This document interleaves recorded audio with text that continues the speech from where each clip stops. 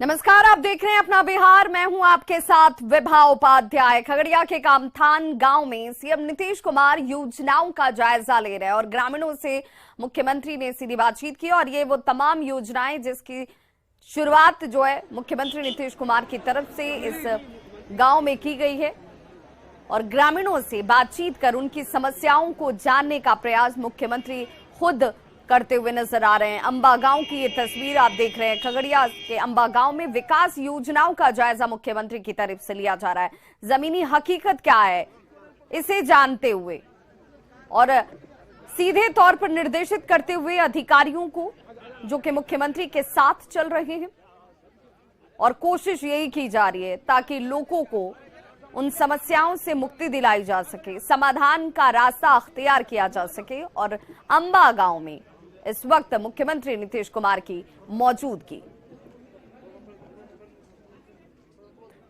तो ये जानना जरूरी है कि ग्राउंड पर क्या कुछ काम हो रहा है। ये जानना जरूरी है कि अधिकारी जो फीडबैक दे रहे हैं उनमें कितनी सच्चाई है, क्योंकि जिन योजनाओं की बात सरकार की तरफ से की जाती है वो योजनाएं क्या लोगों तक पहुंच रही हैं। हालांकि आंगनबाड़ी केंद्रों का जिक्र करते हुए और इन योजनाओं से जुड़े हुए उन दीदियों का जिक्र करते हुए मुख्यमंत्री हमेशा से नजर आए, जिन्होंने कहा कि कैसे महिला सशक्तिकरण की एक मजबूत तस्वीर बिहार में नजर आ रही है। मुख्यमंत्री नीतीश कुमार की तरफ से एक वृक्ष को यहां पर लगाया गया और इस वक्त ये तस्वीरें जो आप देख रहे हैं ये अंबा गांव में मुख्यमंत्री की मौजूदगी भी और सीधे तौर पर चर्चा इस बात की जाती हुई, इस बात को समझने की कोशिश मुख्यमंत्री की तरफ से हो रही है कि आखिर किस तरह की समस्या, जिस समस्या का निदान किया जाना जरूरी है, समाधान जरूरी है। गोपालगंज से बड़ी खबर, जहां पर छात्र अंकित की हत्या पर लोगों का गुस्सा फूट पड़ा है। बसडीला गांव में लोगों ने शव के साथ जमकर प्रदर्शन किया है। शव के साथ प्रदर्शन के दौरान मुस्लिम पक्ष के लोगों ने पथराव कर दिया। पथराव में मांझा थानेदार विशाल आनंद सहित कई पुलिसकर्मी जो हैं वो चोटिल हुए हैं। तस्वीरें देख लीजिए, कैसे ये संग्राम की तस्वीरें जैसे नजर आ रही हूं और कैसे पुलिस वालों को ही निशाना बनाया गया। मीडिया कर्मियों को भी इस दौरान चोटें आई हैं। दरअसल गोपालगंज में खेल को लेकर विवाद होता है और इसी विवाद में एक युवक अंकित को चाकू मारकर उसकी हत्या कर दी गई। वहीं दूसरा युवक हरिओम कुमार गंभीर रूप से घायल हो गया। शहादत मियां, सुभान मियां, सोनू मियां समेत 7 लोगों पर हत्या का आरोप लगाया। अब तक किसी भी आरोपी को पुलिस गिरफ्तार नहीं कर पाई है और समझा जा सकता है कि आखिर गिरफ्तार क्यों नहीं कर पाई पुलिस, क्योंकि जब टीम यहां पर पहुंची तो उनको ही निशाना बनाया गया इन लोगों की तरफ से। घटना नगर थाना क्षेत्र के बसडीला गांव की है और हत्या के बाद पूरे इलाके में तनाव का माहौल साफ देखा जा सकता है। मृतक अंकित कुमार जो है वो पसरमा गांव का निवासी था। परिजनों का यही आरोप है कि हरिओम कुमार और अंकित कुमार दोनों शुक्रवार की शाम बाजार जा रहे थे और इसी दौरान बसडीला गांव में मस्जिद के पास युवकों ने इन्हें रोका और फिर दोनों को चाकू और लाठी डंडे से हमला इनके ऊपर किया जाता है, इनकी पिटाई की जाती है और मौके पर ही अंकित कुमार की मौत हो गई, जबकि हरिओम कुमार की हालत गंभीर बनी हुई है।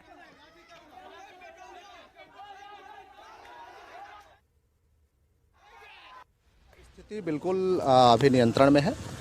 लोगों ने जो डेड बॉडी था उसको पोस्टमार्टम के बाद यहाँ ला के रख दिया था। हम लोगों ने उसको जगह पे पहुँचाया है और उनके परिजनों के माध्यम से हम लोग बॉडी का जो दाह संस्कार होता है वो हम लोग कराएंगे। और हमने गांव वालों से अनुरोध किया है कि बाहर के किसी भी व्यक्ति को अपने घर में प्रश्रय नहीं दें ताकि कोई माहौल बिगाड़ने की बात नहीं हो। मैं कुछ सूचना मिली कि बाहर के कुछ लोग रह रहे हैं तो मैंने स्पष्ट अनुरोध किया है, यदि हमें सूचना मिलेगी तो उस घर में रेड करेंगे और बाहर के व्यक्ति मिलते हैं तो हम कार्रवाई भी करेंगे। मैं आम जनता से अपील कर रहा हूं कि हम लोग पूरी तरीके से अलर्ट हैं, हमें सहयोग करें। जो अपराधी है या जिसने भी घटना किया है उसको हम लोग बिल्कुल पकड़ने के लिए तत्पर हैं और हम लोग उसको पकड़ेंगे। अंकित की हत्या को लेकर परिजन बेहद आक्रोशित हैं और आरोपियों की गिरफ्तारी नहीं होने तक दाह संस्कार करने से परिजनों ने साफ तौर पर इनकार कर दिया है। अंकित के परिजनों से बातचीत की न्यूज़ 18 संवाददाता गोविंद कुमार ने। जिला में जिस अंकित कुमार नाम के छात्र की हत्या हुई वह छात्र एनसीसी का छात्र था और इसी साल इंटरमीडिएट की परीक्षा देने वाला था। ये अंकित कुमार की वही तस्वीर है जो एनसीसी के दौरान ली गई थी और ये उसके दादाजी हैं अंकित कुमार के। ये पूरा परिवार है इस वक्त गमगीन है और माहौल आप तस्वीरों में ही देख सकते हैं किस कदर परिवार के लोग सदमे में हैं, चूँकि घर का इकलौता सदस्य था परिवार का और कल जो है बसडीला मोड़ के पास घर से बाजार करने के लिए निकला था जहां पर अंकित की हत्या कर दी गई। आरोप है कि मस्जिद के पास जो लोग थे उन्होंने मारपीट की, मारपीट के बाद अंकित की हत्या कर दी। इसके बाद जो एक इसी गांव का पसरमा गांव का एक हरिओम नाम का छात्र था उसे जख्मी कर दिया गया। हरिओम का फिलहाल इलाज गोरखपुर में चल रहा है।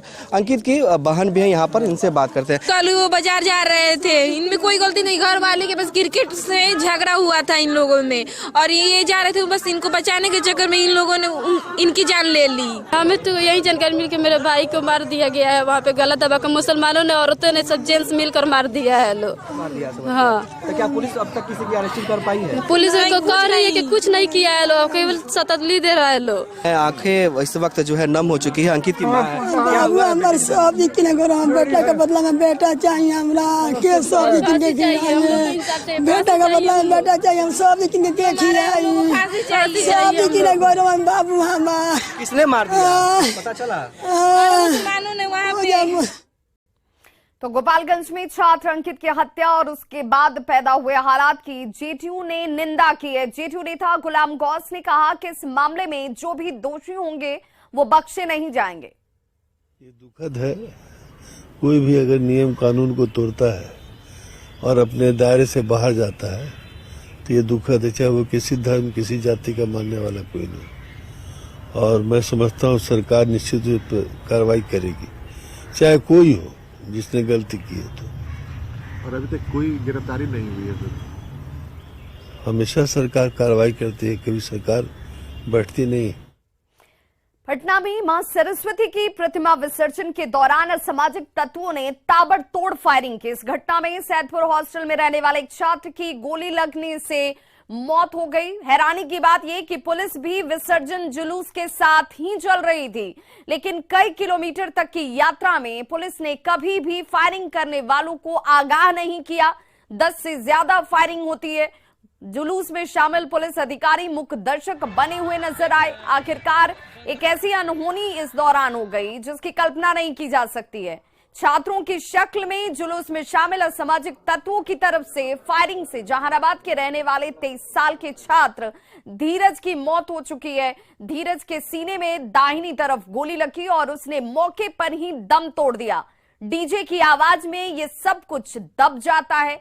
आनन फानन में किसी तरह से प्रतिमा का विसर्जन कर छात्र यहां से फरार हो गए, जिसे पटना पुलिस को मुस्तैदी दिखानी चाहिए थी। वो घटना के बाद देर रात सीसीटीवी फुटेज की तलाश करती नजर आई कि आखिर फायरिंग किसकी तरफ से होती है।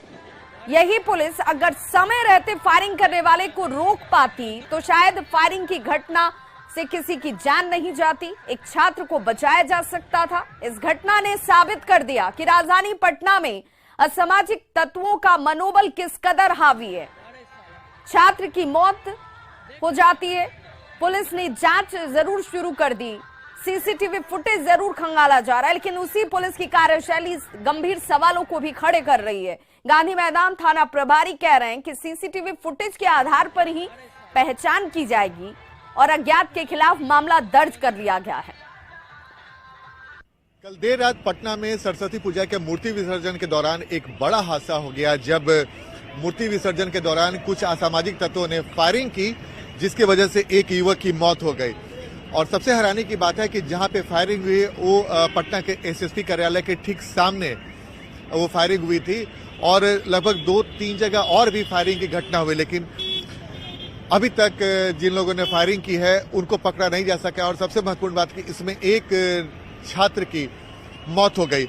और इस हैरानी की एक वजह और भी है कि जिस जगह पे ये फायरिंग हुई एक बहुत व्यस्त रोड है और खबर ये भी है कि पुलिस भी विसर्जन जुलूस के साथ साथ चल रही थी, लेकिन कई किलोमीटर तक की यात्रा में पुलिस ने कभी भी फायरिंग करने वाले को आगाह नहीं किया। 1 दर्जन से ज्यादा फायरिंग होने की भी खबर है और जुलूस में शामिल कई जो पुलिस के जवान थे वो मुख्य दर्शक बने रहे। और जिसकी वजह से एक युवक की मौत हो गई। और इस वक्त हम आपको वही तस्वीर दिखा रहे हैं, उसी जगह की तस्वीर दिखा रहे हैं जहां पे कल देर रात मूर्ति विसर्जन के दौरान वो जो जुलूस था, जो विसर्जन के लिए जो लोग थे, इसी रास्ते से गुजरे और ठीक दाहिनी ओर गांधी मैदान और ठीक हमारे बाईं ओर पटना एसएसपी का कार्यालय, और यहीं पे वो घटना घटी है जो गोली लगने की वजह से एक युवक की मौत हो गई। सवाल यह है कि लगातार मूर्ति विसर्जन के दौरान एक जुलूस निकल रहा था और उसमें पुलिस वाले भी लोग थे, तो जब फायरिंग हो रही थी उन युवकों को उस समय रोका क्यों नहीं गया? अगर समय रहते पुलिस सचेत रहती, कार्रवाई करती, तो शायद एक निर्दोष युवक की जान नहीं जाती। कैमरामैन सुबोध के साथ आनंद अमृतराज, न्यूज 18 नेटवर्क, पटना। तो पटना के गांधी चौक पर मूर्ति विसर्जन के दौरान गोली लगने से जहानाबाद के छात्र धीरज कुमार की मौत हो गई। धीरज बीएससी पार्ट 1 का छात्र था। धीरज जहानाबाद के रतनी प्रखंड के शकूराबाद थाना के पोखमा गांव का रहने वाला था। मौत की सूचना के बाद गांव में मातमी सन्नाटा पसर गया। धीरज की मौत के साथ ही घर का चिराग बुझ चुका है। दिव्यांग पिता का इकलौता बेटा अब इस दुनिया में नहीं है।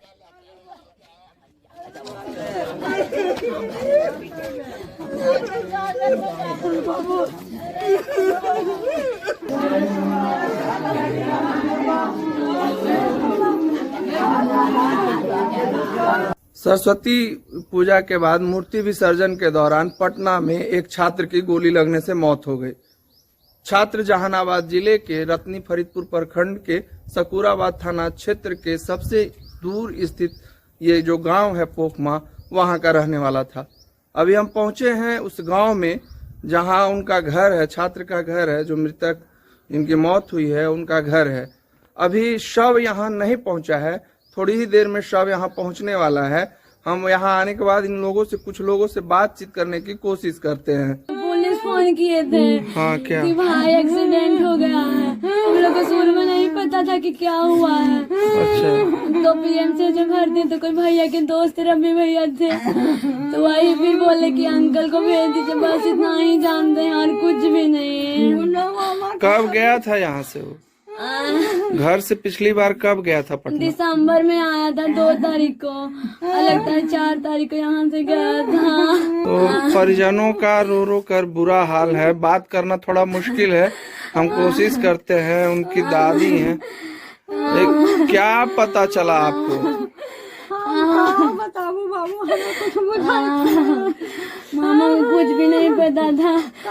गोली लगे के एक्सीडेंट होने के पुलिस नाम के और लोग बता रहा कि स्पॉट पर ही उसका मृत्यु हो चुका था। आपको किसी पर डाउट वगैरह भी है? नहीं, मुझे कोई डाउट नहीं है। आपने प्राथमिकी दर्ज कराई है? हाँ, हमने प्राथमिकी दर्ज कराए हैं, लेकिन अज्ञात लोगों पर कराए हैं। विपरीत परिस्थितियों में यहाँ उनके परिजन जो थे, उन्होंने बच्चे को पटना में पढ़ने के लिए भेजा था। घर की माली हालत बहुत अच्छी नहीं है। पिता मुंबई में नौकरी करते थे, खुद भी वो दिव्यांग हैं, लेकिन इसके बावजूद भी अपने बच्चे को पढ़ाने के लिए उन्होंने पटना भेजा था। लेकिन तब ये नहीं पता था कि पटना जाने के बाद उसकी जो है अर्थी गांव लौट कर आएगी। गांव में स्थिति गमगीन है, मातम का माहौल है। मौत की सूचना के बाद परिजनों का रो रो कर बुरा हाल है। राजीव रंजन विमल, न्यूज 18 जहानाबाद। कटिहार में फैमिली प्लानिंग ऑपरेशन के नाम पर अवैध वसूली का धंधा जोर शोर से चल रहा है। ऑपरेशन रूम से स्ट्रेचर से बेड तक ले जाने के लिए 10 रुपए देने होते हैं, तो बंध्याकरण ऑपरेशन के बाद दवा मुहैया कराने के लिए 1000 रुपए वसूला जा रहा है। कटिहार के अहमदाबाद प्रखंड के प्राथमिक स्वास्थ्य केंद्र पर अवैध वसूली का वीडियो देखिए तेजी से वायरल हो रहा है। तो मरीजों के परिजनों ने अवैध वसूली की बात की पुष्टि की और कहा कि दवा के नाम पर 1000 रुपए वसूले गए हैं।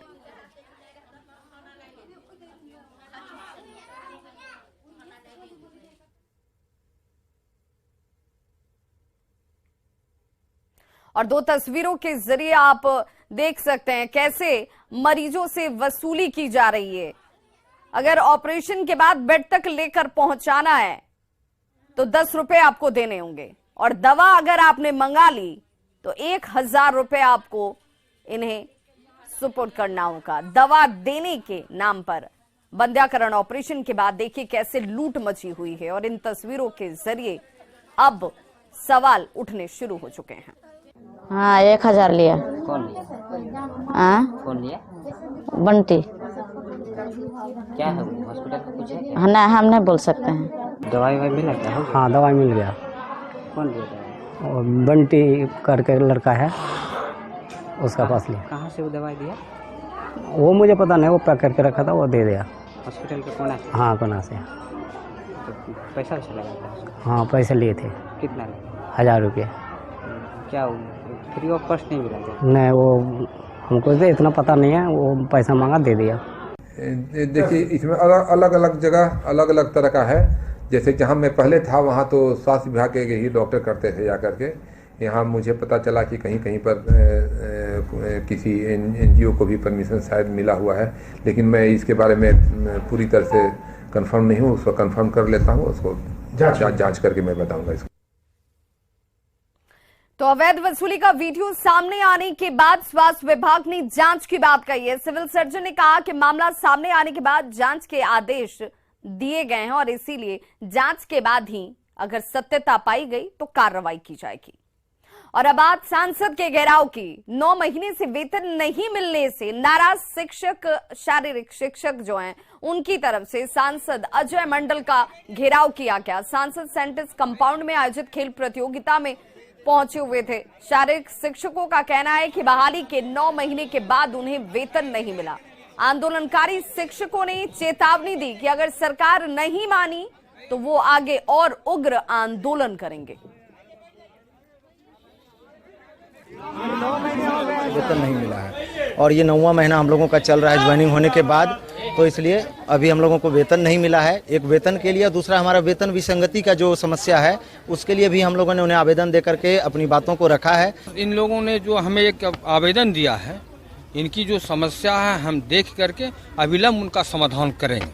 अभी तो आज ही मुझे जब मेरे नोटिस में आ जाया है तो कल से हम लग जाते हैं इनकी समस्या का समाधान कैसे होगा। प्रयास किया जाएगा। प्रयास नहीं कर ही देंगे। हर प्रयास करके इनका समस्या का समाधान कर देना ही मेरा कर्तव्य बनता है। और अब बात पेपर मेसी कला की। तो पेपर मेसी कला को पहचान दिलाने वाली मधुबनी की सुभद्रा देवी का चयन पद्मश्री के लिए किया गया है। दिल्ली में सुभद्रा देवी से बात की हमारे सहयोगी फराह खान ने। जिससे बचपन में खेलती थी, आज वही कला पहचान है। वो कहते हैं ना, बचपन में जिस चीज को एक काम के लिए किया जाए वही अगर ईमानदारी से किया जाए, पूरी लगन से किया जाए तो कितना बड़ा नाम हो सकता है। उसका जवाब सुभद्रा देवी जी हैं। तो मेरे साथ सुभद्रा देवी जी हैं जो एक कला, जो शौक के लिए शुरुआत की थी और आज सालों से वही पहचान बन गई है और उनको बहुत जल्द पद्मश्री भी मिलने वाला है। मैं एक बार दिखाना चाहूंगी कि ये सब जो आप देख रहे हैं, देखिए उन्हीं की कला है, वही ये बनाती आई हैं। उनसे सीधा बातचीत करेंगे, समझेंगे ये कला क्या है और कैसा लग रहा है। तो सबसे पहले सवाल तो यही है, कैसा लग रहा है? वो तो भाग्य के बाद भगवान का महिमा से हमको ये आप भगवान को दिया है, लेकिन हमको उम्मीद नहीं था। सब दिन हम बच्चे से जब कर रहे थे तब हमको उम्मीद नहीं है कला में हम। तो कैसे पता लगा? कोई कॉल आया?